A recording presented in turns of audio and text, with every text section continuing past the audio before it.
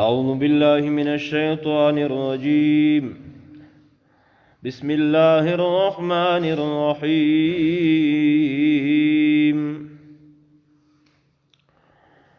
يا أيها الذين آمنوا استعينوا بالصبر والصلاة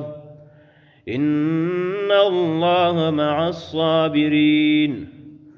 ولا تقولوا لمن يقتل في سبيل الله أموات بل أحياء ولكن لا تشعرون. صدق الله مولانا العظيم. دغه مخکې آیاتونو کې د دغه خبره تذکرہ وشوه چې الله جل جلاله کله خپل نعمتونه هغه په موږ باندې پورا کړل، نو الله فرمایل چې تاسو د مو یوت کوئ او د مو شکریا ادا کوئ، نافرمانی او ناشکری ما کوئ. نبی علیہ الصلوۃ والسلام فرمای چې چاته د سلور شیونه حاصل شي نو دته د دنیا او د آخرت بلای او خیر حاصل شول. قلب شاکر ولسان ذاکر، شاکر زړه چې هر وخت په هر حال کې د الله جل جلاله شکر گزاري، او ذاکر ژبه چې په هر وخت کې د الله جل جلاله ذکر کوي، یود کوي، او درنګي هغه بدن چې مصیبتونه په بندر درومي او دای په هغه صبر کوي، او سلرم هغه شذا الله ورکړي په نکاح کې چې که خاوند دینه غایب وي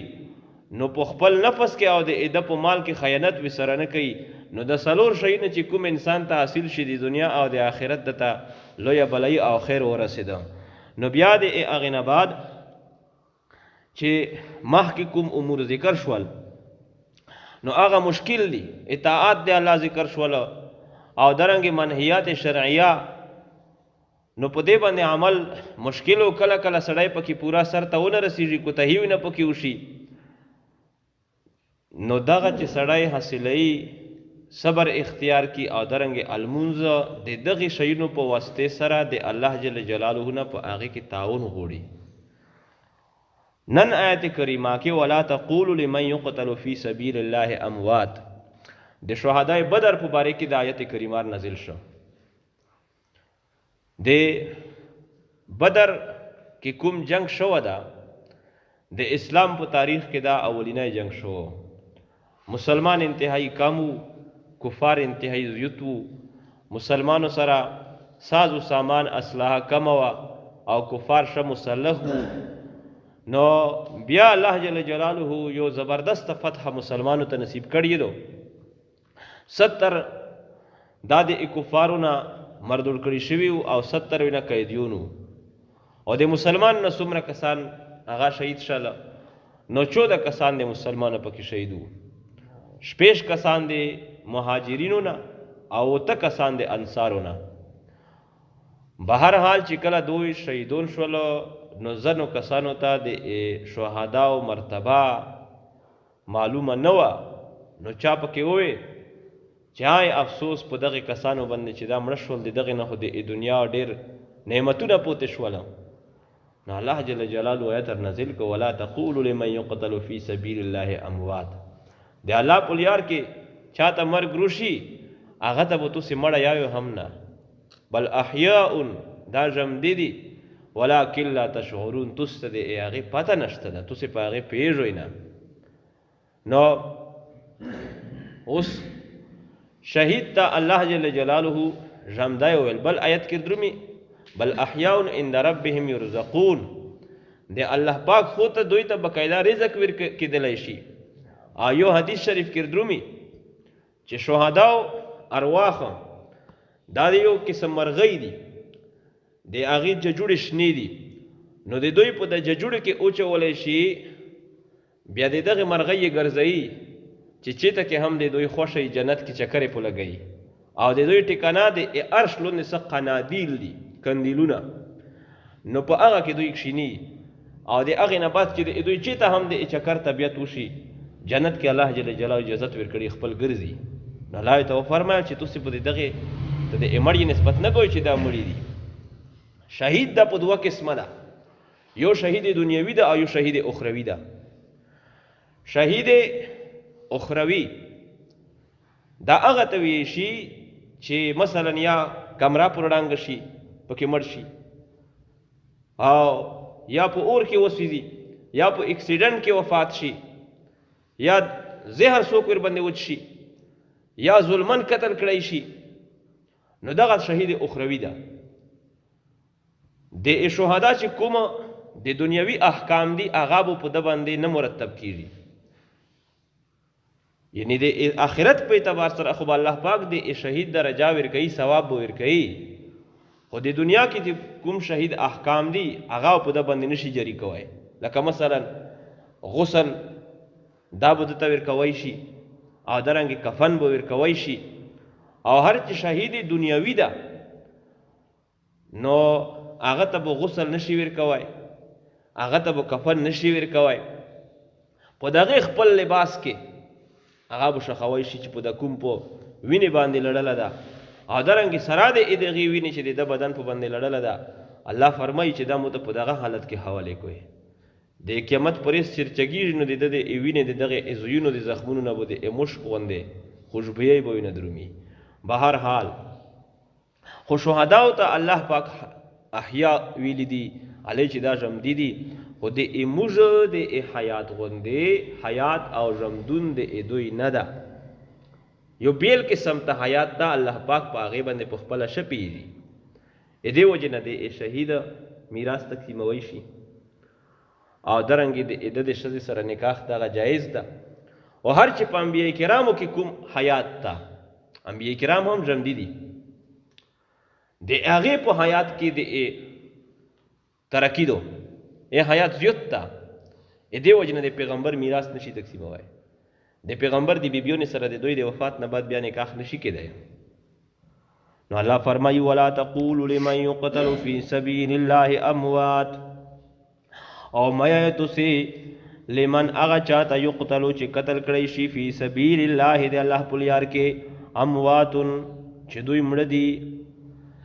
بل احیاء ولکن لا تشعرون، بل احیاء بل هم احیاء بلکې دوی ژمدي دي، ولکن لا تشعرون لیکن تستا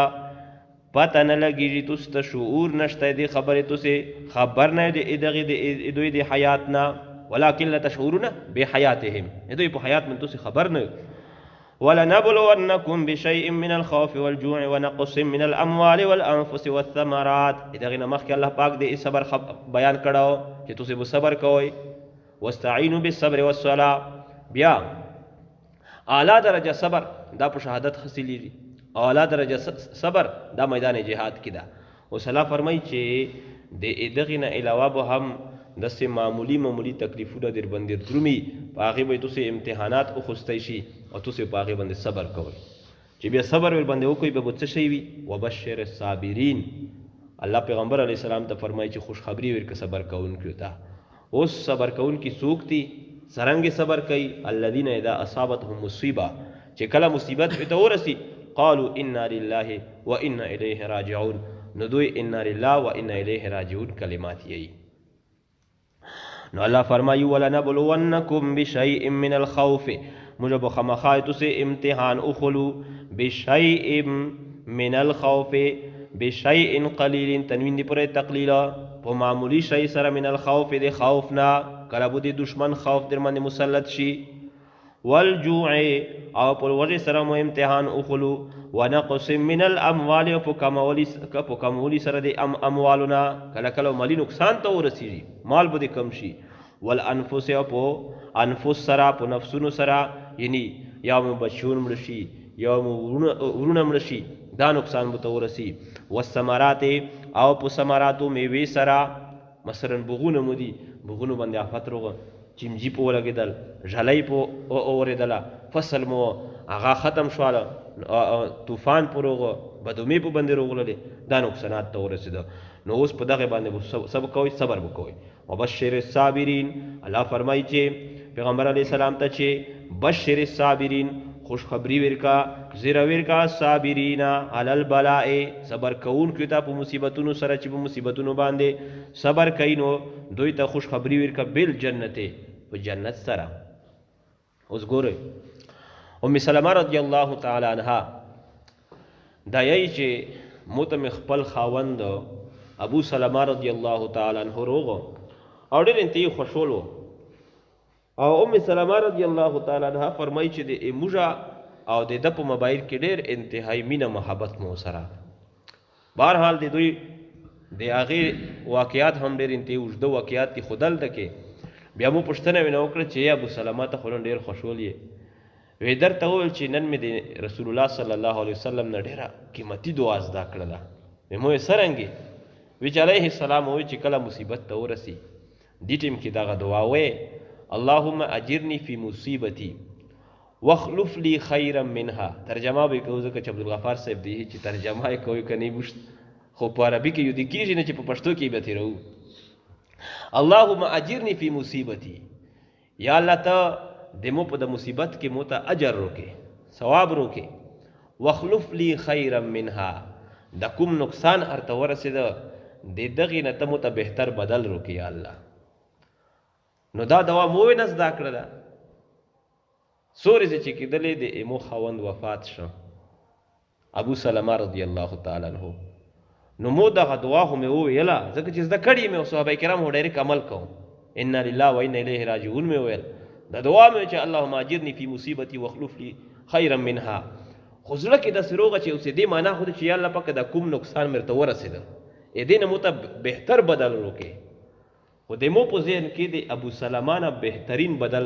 نرتلل چې د ده نه خو مو ته چې دې بدل خدای ورکوي خو بل خاوند ورکوي، خو د ابو سلمہ نه هم څوک بهترین خاوند ځون ته لیده نه. بهر حال وی وخت تیر شو د ایمو عدت هغه چې کله پورا شو نو وارث رسول الله صلی الله علیه وسلم کور ته روغ. نو مو دغه وخت کې چار مې کوله نو لوس مې صفا کړل. نبی علیه السلام ته مې داسې د نوستي زوی ته یې ورکړو، علیه السلام هلته کې کښېنسته. علیه السلام د مونه د نکاح مطالبه وکړه چې ام سلمہ زه د تو سره د نکاح اراده لرم. نو مو ورته وویل چې د الله پیغمبره دا خو د مو د پر ډېره د خوشنصیبۍ خبره ده، خو په مو کې څو مسلې دي. یو دا چې زه ډېره باغیرته یم، یعنی غصه نه کوم، مزاج مې تیز ده. ته د الله پیغمبر یې، داسې نه چې کله د زوجیت رشته مو قایمه شي نو د مو نه بې زویه غصه وشي نو د مو آخرت بربدیږي، الله په عذاب کې مبتلا نشه. یوه دویمه دا چې زه عمر رسیده ښځه یم، اوس د ایمو د نکاح هغه وخت تقریبا نه ده، نه مې هغه د نکاح خواهش ته ده. او دریمه دا چې زه بل بچېدورې ښځه یم، بچي مې دي. نو وی نبی علیه الصلاة والسلام مته وی چې هر چې اتو مزاج تیز ده نو د کوم بجا غیرت ته ده، بزوی غیرت ته ده چې غصه دې رسیده به د الله پاک ختم کی. او دویمه دا چې ته عمر رسیده نو زه د عمر کې داسې وړي که نه یم، زه عمر رسیده یم. او دریمه چې تو بچي دي نو د تو بچي هغه به د مو بچیون شي. نو په دا وخت کې مو چې الله پیغمبره بیا خو مو څه عذر پوتی نه شم. نو نکاح د مو د رسول الله صلی الله علیه وسلم سره وشو. خو هغه دعا چونکې ورته شایلې شوې وه چې اللهم اجرني فی مصیبتي واخلف لی خیرا منها، چې دغې نه یا الله پاکه مو ته به بهتر بدل روکې. او دعا مې تېره کړې وه، خو په حقیقت کې وي چې ابو سلمہ د نبی علیه الصلاة والسلام په مقابله کې څه حیثیت لره چې مو ته بهترین د هغه نه ډېر بهترین خاوند مو ته میلاو شو. نو چاته هم کومه نمونه مصیبت ورسېږي، اولاد وفات شي په کومه طریقه سره، اولاد صرف دا نه چې وشو، اولاد چې حمل شوه ده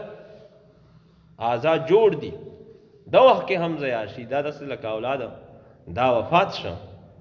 د قیامت په ورځ باندې چې کوم دی چا اولاد وفات شوي وي او په هغې باندې صبر کړی، دا هغه هم د هغې په حکم کې ده، دا به الله پاک دې ته وجود ورکوي، ژوندی کوي به یې الله پاک، د والدینو دې پوره به سفرش کوي. یو صحابي ده هغه فرمایي چې زه بچای مې وفات شوی نو د دفن مې که د قبر نه چې کله چک شو، یو بل صحابي هغه مو ته روغ ووی چې ته مو طرف نه وا خوشخبری وروا به مو څرنګه وې د رسول الله صلی الله علیه وسلم نه بخپله مې اوریدلی دي چې کله د چا بچای وفات شي نو الله پاک بیا د ملک الموت نه پوښتنه وکي چې د ایمو بندانه دي چې کله د زړه ټوکړه بیل کړه نو په دغه وخت کې د څه کیفیت وو وی بیا چې چا صبر وکړی نو وی ته وایي چې یا الله هغه بنده خو دی وایي چې انا لله و انا الیه راجعون موږ د الله یو الله طرف ته موږ واپس کیدونکي یو الله ته موږ واپس کیږو نو بیا الله جل جلاله ته وایي چې لوړ شه او په جنت کې د پر یو جنت جوړ ک محل د هغې نومه بیت الحمد وي دا مخصوص دی دغه خلکو دپاره چې د چا اولاد وفات شوی په یې باندې صبر کړی بیت الحمد سره الله جل جلاله دا دغه نومې ول الله پاک یو محل وي ته جوړ کړي دا خاص دی دغه خلکو دا او درنګې حضرت جابر رضی الله تعالی عنہ د نبی علیہ الصلوۃ والسلام روایت نقل کی ترمذی شریف کی روایت موجود ده چې علیہ الصلوۃ والسلام فرمایل چې د قیامت پرېز باندې چې کوم خلکو ته تکلیفونه رسیدلی په دنیا کې او دوی په هغه باندې صبر کړی وي نو بیا به الله جل جلاله چې کوم انعامات دوی ته ویر کی او خلک یې وویني نو هغه خلک چې هغې په اسایشو کې په سهولتونو کې وختونه تیر کړي وي هغه نعمتونه وویني نو دا ارمانونه به وکړي افسوسونه به وکړي چې ارمان ای کاش افسوس چې دنیا کې موږ ته دومره تکلیفونه رسېدلي وه چې د موږ بدنونه په بېتۍ سره کټ کړي شوي وه او موږ په هغې صبر کړی وه چې نن موږ ته دلته کې د هغې بدل میلاو شوی وه نو انما یوفي الصابرون اجرهم بغیر حساب صبر کوونکو ته الله جل جلاله به هلته کې داسې اجر ورکوي چې هغې به څه حساب نه نو مصیبتونه به درومي رسول الله صلی الله علیه وسلم صرف دا مصیبت دا نه ده چې مثلا لوست یې کټ شو پښه دې کټ شوه لکونې پیسې چا دا خو دي دا ډېر غټ غټ تکلیفونه دي وړي که نه وړي که مصیبت عائشہ رضی الله تعالی عنها فرمایي چې نبی علیه الصلاۃ والسلام سره په کمرې کې شپې نوسته نو ډیوه مړه شوله دا لایټونه دي مخکې به دا ډیوې به بمبتۍ به وي نو نبی علیه السلام فرمایي چې انا لله و انا الیه راجعون مو ته چې الله پیغمبره دا خو د مصیبت په وخت کې ویل شي علیه الصلاۃ والسلام فرمایي چې کوم شاید تو زړه ته رنج ورسوي تو په زړه باندې اثر وکړي نو دا مصیبت ده الله په دغه باندې هم ګناه معاف کوي الله په دغه باندې هم اجر ورکوي یو اغذای د اچا هغه ته ورسېد یو بدن ته ورسېد اغذي ټاکم په دغه باندې الله پاک ان لله و انا الیه راجعون وي په دغه باندې الله جل جلاله ګناه معاف کوي او اجر ورکوي درنګ دمره تکلیف یو مسلمان ته ورسېږي چې د یی چې کا مثلا پیسې د ایمو په دا مخ ته جوب کړي او آی وی په سانګ جوب کړي نو د مخ ته جیب ته د سلوس وکړه ا پیسې اس کې وینه د وی چې کرنوره کې شولې تکلیف ورسېده اوس چې د بیا سایډ جوب ته لوس کړو ا پیسې الته کې موجوده وي الله جل جلاله په دغه تکلیف باندې هم د ګناه معاف کوي په دغه باندې الله اجر ورکوي دا هم صبر ده نو الله فرمایي او حضرت په د مخته جمله پورې ان لله و انا الیه راجعون چې څه شي د نورک شي نو دا تکلیف ته کنه نبی علیہ الصلوۃ والسلام فرمایي چې څوک د تکلیف په وخت کې دا وایي الله پاک په دته د هغې نه ښه بدل ورکوي د دغې دعا په برکت او دا د مو تجربه ده باقاعده څه کسان هم هغه زر سره وو مو خپله ډېر بار بار کتلي دي چې څه شر نه ورک شوي دي چې دا مې ویلې که نه یا مې هغه ووري پوره کړي هم نه چې الله هغه ورک شایر مونده کي ملګري وو نو څه شی ورک شو او ډېر انتهایي ایمرجنسي وه ښه مو وغوښتل نه میلوېده مو یې د دعا وایي دا دعا مو نه ده تېره کړې د دعا مو یا هغه خبره چې درې وري هم نه ویلې چې هغه شایر مونده شو مو یې دا د دعا برکت مو وکته په یقین سره یې سړی چې څه شی دې نه ورک وي الله جل جلاله هغه په هغه وخت کې ورمونده کوي نو حضرت سعید بن جبیر رضی الله عنه خبره مې کوله هغه فرمایي چې د نبی علیه الصلاۃ والسلام امت ته الله جل جلاله د مصیبت په وخت کې دا داسې کلمه ورکړې ده چې یو امت ته هم دغه کلمه د نصیب شوې نه وه که نصیب شوې وه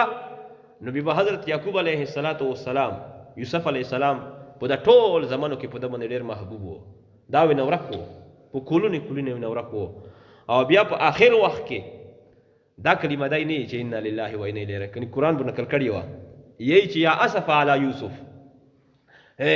افسوس په یوسف باندې، وابیضت عیناه من الحزن وهو کظیم، سترګې د یعقوب علیه السلام سپینې شوي وې، نظر یې لوړ و